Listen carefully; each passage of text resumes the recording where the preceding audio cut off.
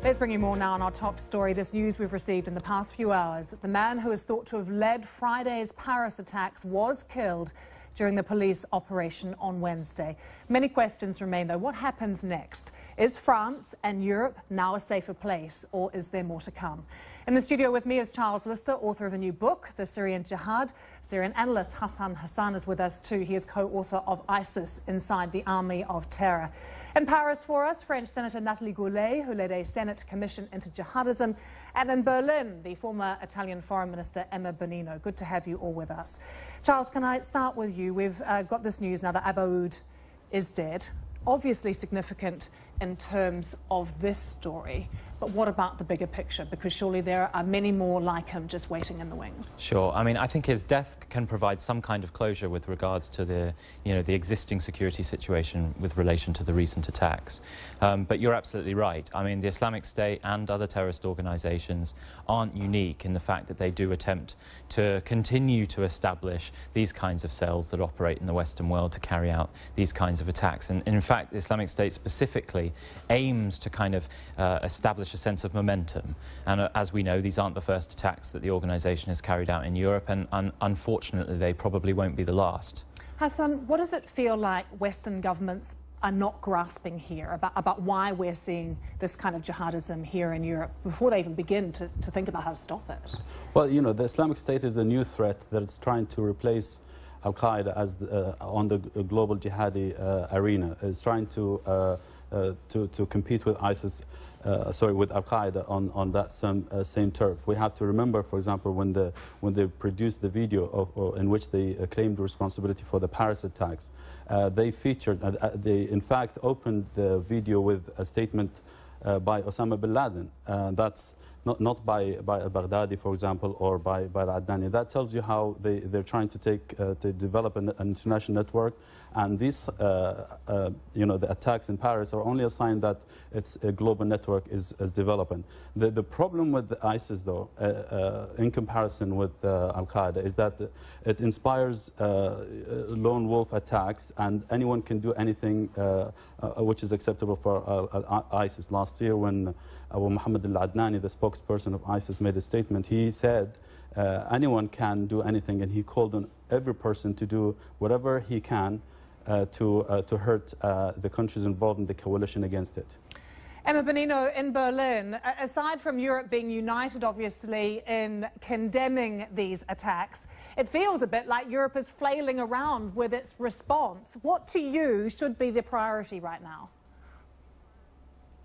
Well, I think that the major failure of all this story, these are not lone wolf. That has been programmed. That has been a long time of organization. And I think that the major failure up to now is the failure of intelligence. These people have been tracked in one country or another, but evidently there is no sharing of information of all this kind of foreign fighters that are by thousand, and they are coming back from and moving from Europe to Syria and et cetera, et cetera. So I think that we have to recognize, apart talking of Daesh and others, that we have a major fragility and failure here in Europe, and that we would be well advised to step up finally a real coordination on intelligence, which has been lacking up to now, badly. Yeah, we heard Bernard Cazeneuve already today saying that they had no intelligence that he was coming back into France and that he'd travelled through other European countries. But Nathalie, if I could bring you in now, such a shocking time for Parisians and people in France. How is it there to feel like you are now living in this world that is so uncertain? Well, first of all, Oh, Emma, I was just going to ask Nathalie about how it feels in Paris at the moment. Beg your pardon? Yeah. No, but first of all, I feel secure in my country. I just feel terribly sad, and this situation is really heartbreaking.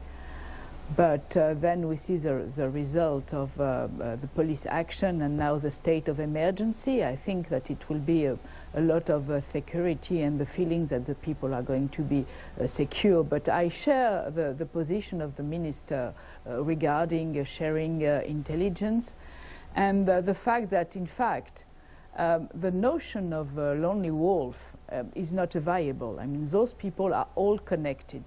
sooner or later, but they are all connected together. Emma, on the issue of information sharing, is it because there is a lack of trust between European governments that this isn't happening? Well, this is a longer story of lack of trust and lack of coordination, and I think that it's going to continue like that. And I don't think that I'm afraid that tomorrow at the meeting of the Minister of Internal Affairs, I think that the issue will not be tackled, unfortunately.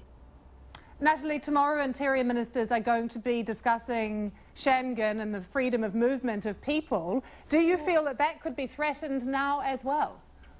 No, for this point, I do not agree. I think that the community of intelligence, it's a very small one. I think that they change, but the problem is, for example, this personal name record, which is a database regarding the air traveling, and the European Parliament didn't vote it yet, and you know, we have some trouble with this kind of information. We also have missing databases. And then, regarding the number of persons who are under signalement, under surveillance, you cannot put a policeman behind every people. You know, we know in France we have 7,000 people under surveillance. So it's very, very difficult to check them one by one. You know, it's just not possible. And Charles, the reality is, for many people, this is the world we live in now.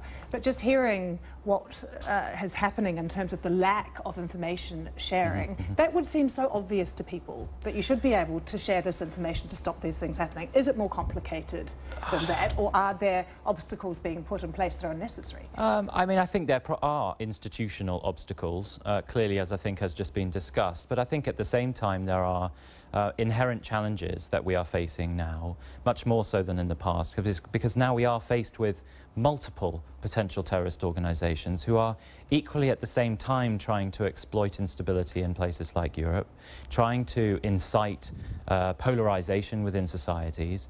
And for the fact of the matter is that we have a conflict in a place like Syria which has mobilized more foreign fighters, a greater scale of foreign fighter flow than ever before in modern history.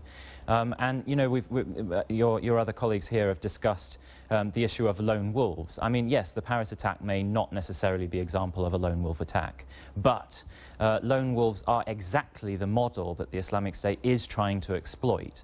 And the statement which Hassan spoke about earlier was exactly that.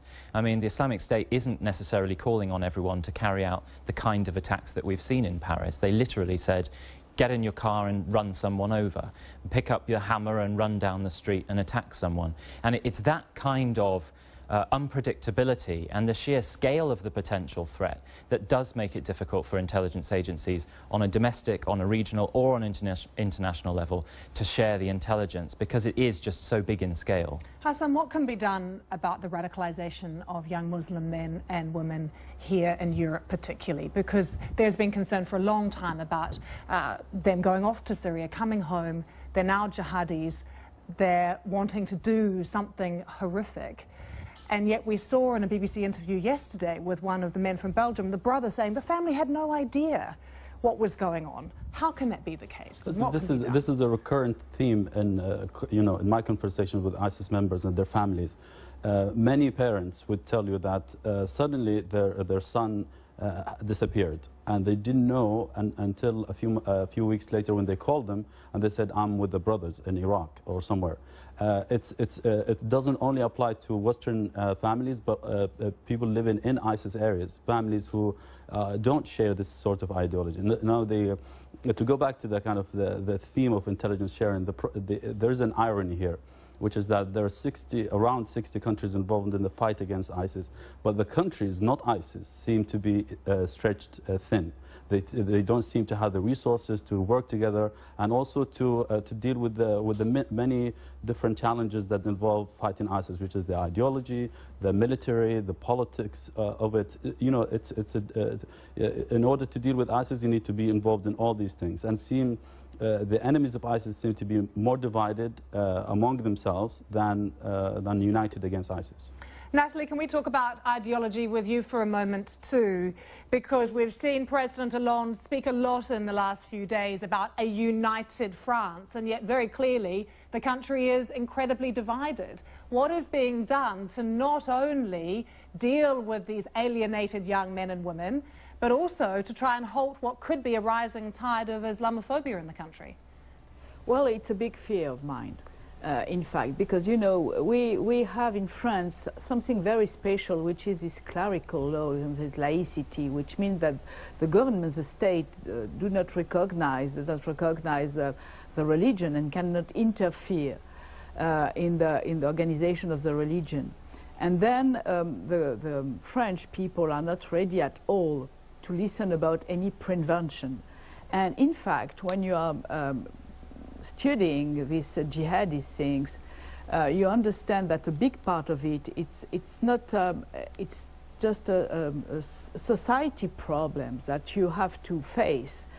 And integration, humiliation, workless people, and so we also have to work, especially in the suburb of the big cities, on these young people to bring them back. There is something looking like a breach of the citizen link, and you cannot solve that with criminal regulation. I mean, never ever.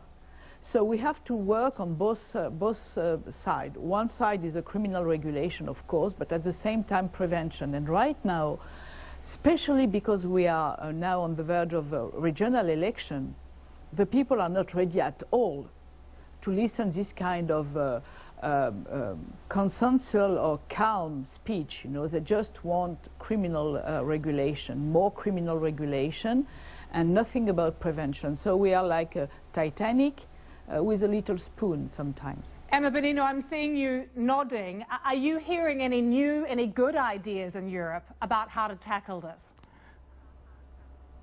No, look, there is no miracle solution, but the question is that this debate on integration, etc., it's a long-standing debate. Not so much has been done, and particularly the question of the French banlieue or whatever you want, or the multicultural system in UK. But I think that that is a long-term policy, mid and long-term policy, that has not in some way started yet. More than that, all the other 28 countries, and nobody can feel safe these days. I think that the real question of migration, refugees, integration, frankly, has not been at the top of the agenda. We have been talking walls, internal walls, relocation, and so on and so forth. But the real question of how you manage the problem, how you contain the problem, how you push forward through integration, rule of law, and etc., has not been top priority, unfortunately, in Italy and in very few member states, almost none. Charles, can I just bring in what we're hearing into what then plays into the Islamic State narrative, that actually what we've seen is wars in the past in Afghanistan, in Libya and Iraq, that they perceive as actually that aided Islamic State in a way, and what we're not seeing is a clear Western objective of what should happen in Syria. How important is that at the moment? Yeah, well, I mean, that's the biggest issue that we do probably face, and that does have a direct implication on, at least in my opinion, it has a direct implication on the potential security threats that we face in Europe and elsewhere. You know, Syria is a seemingly intractable conflict, but much, you know, as difficult as it might be, a solution in Syria which does have to, you know, result in Assad's departure is pretty much the only way of opening up the ground through which we can then actually durably and sustainably defeat an organization like ISIS. The problem is whether we like it or not, Bashar al-Assad is one of the biggest obstacles to genuinely fighting terrorism in Syria. So, Hassan, this instant response from the French to bomb Raqqa, the ongoing airstrikes from Russia as well, was that the right thing to do? I think that's exactly the wrong thing to do. The reason why that's the case is because the current campaign has been measured, and there's a question to ask: why suddenly you have more targets against ISIS? This is a question that should be asked either to the Americans or to the French. If if the new strikes mean that there is a loosening of the collateral damage definition, then we have a problem, which is basically now they're loosening the idea of targeting civilians or affecting civilians, and that's a problem. We heard that a hospital was hit and that sort of thing. I think just like Charles mentioned, in order to start to deal with ISIS, you need to resolve the conflict in Syria, and that's without a doubt. Nathalie, what you're hearing is that the wrong strategy in Syria could mean more power for Islamic State. What do you think the right military objectives and strategy should be right now in regards to Syria? Well, you know, after so many years of letting this state collapsing, creating some grey zone where any kind of terrorism can grow, I think something has to be done, and unless you have to sing the funeral song for United Nations, which was absolutely unable to move and to stop this Syrian collapsing situation, I support my country, of course. You know, there is no point. I think that we have to fight, and Iranian or Kurds are working fighting on the ground, and I support totally the French position on the subject. Absolutely. Nathalie, thank you very much for joining us from Paris. Emma Bonino, thank you for joining us from Berlin. I know you are both staying with us, Charles and Hassan. We're going to be talking more here on Global in one of our next editions, just about what's happening with Islamic State inside Syria, key issues, how they are funded, where they get their money from, ways of degrading them again militarily as well, and perhaps what some of the other objectives should be when dealing with Syria. Also coming up on Global, does this mark the death knell of antibiotics? In China, scientists discover superbugs' resistance to the strongest drug available in both humans and animals. Do stay with us.